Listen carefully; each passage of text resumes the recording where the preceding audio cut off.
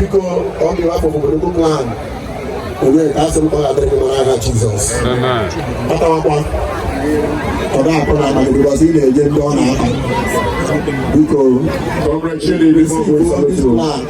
as a sign of respect and regard for all you have done for us and the more you do for us in Jesus' name. Amen. Thank you so much. Obere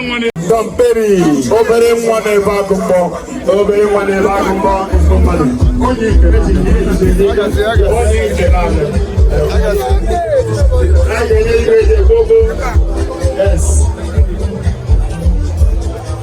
You are covering. Yeah, neighbor. Oh, our brother. Cha cha cha, Obodoukwu kwenu. Yes. Cha cha cha, Obodoukwu kwenu. Yes. Kwezolo. Yes. Oh, bide moto.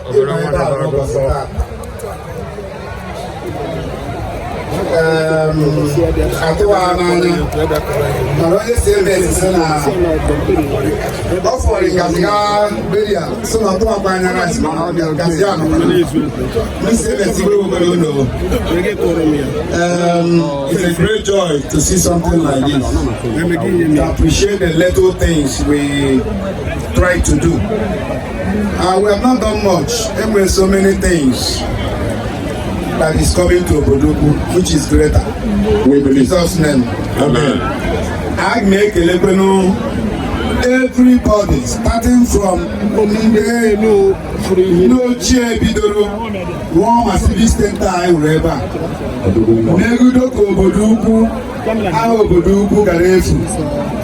Maganije bido tata, o nwere ike nke mmere tata ya dịka ọkarịrị nke ndị ọzọ mere. Mba, enwere ndị bidoro anyị lega anya mmadụ dịka ime Onyeka, enwe isi ha, Joe Obodoukwu ha, many of them ndị aga lega anya mgbe anyị na-eto. And enwere another big inspirator n'okwu ebe ahụ, chief pharmacist Chiedozie Ejeji. Ama asị na ọ bụ ya butere ihu Obodoukwu sị na a ga-eme Obodoukwu Day, mee ka ndị mmadụ mara na enwere ebe a na-akpọ Obodoukwu, ma na enwere culture, ma na enwere ọganihu. So chief pharmacist ekelela nge, we shall never forget. So on behalf of me and my family and my brothers and my sisters and the Obodoukwu, I'm Dr. Onyeka Ogbatu. Obere nwane ebe agụmba n'Obodoukwu. Abụ nwa Chief A.E. Ogbatu, Obere one of Obodoukwu. This year mark 10 years. Obere left us. 2024 10 years my mother left us too. So I have a plan, and that plan by next year, okay, Rutendo Obodoukwu to remember them. There were a lot of good things we have on pipeline. When I have there, I like people to glorify us. We prefer God to glorify us because I have a good plan for this town. Another one, in a special way, Chief Dr. Onyeka Ijele. I'm also Onyeka.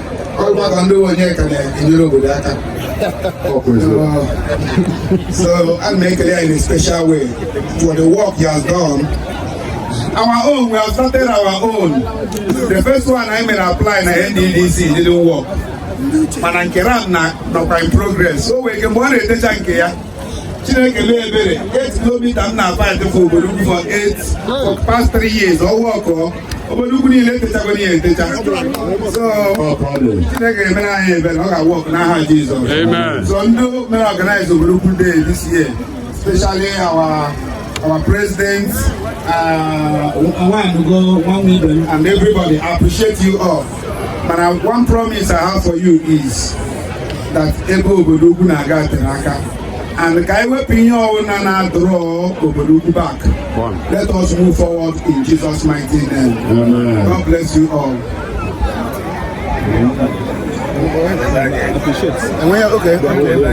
Okay, to support what is going on today and also support. Anyway, this little, I forgot to say, the light we have here, the solar light, I say every time I'm in Obodoukwu day, everywhere get dark.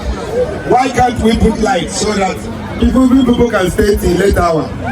So I donated these 20 solar lights here. All our everywhere is bright. But apart from that, and my support to Obodoukwu this year with a sum of 1 million naira.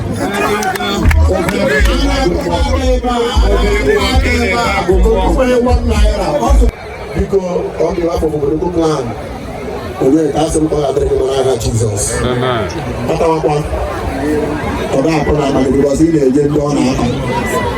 Because he did as a sign of respect and regard for all you have done for us and the world you do for us in Jesus' name. Amen. Thank you so much. When I request Obodoukwu to pay the decline, just one phone call, you are going to log in. Otherwise, easy. Just one phone call, Onyeka. Dr. Obodoukwu, Dr. P provide on the plate of gold. And again, because Onyeka Chara and Dole, because as far as I'm concerned, as a member of Ofodu that knows him very well, Onyeka spent fortune to make sure this community is going to pay me. Onyeka Ogbatu, sorry.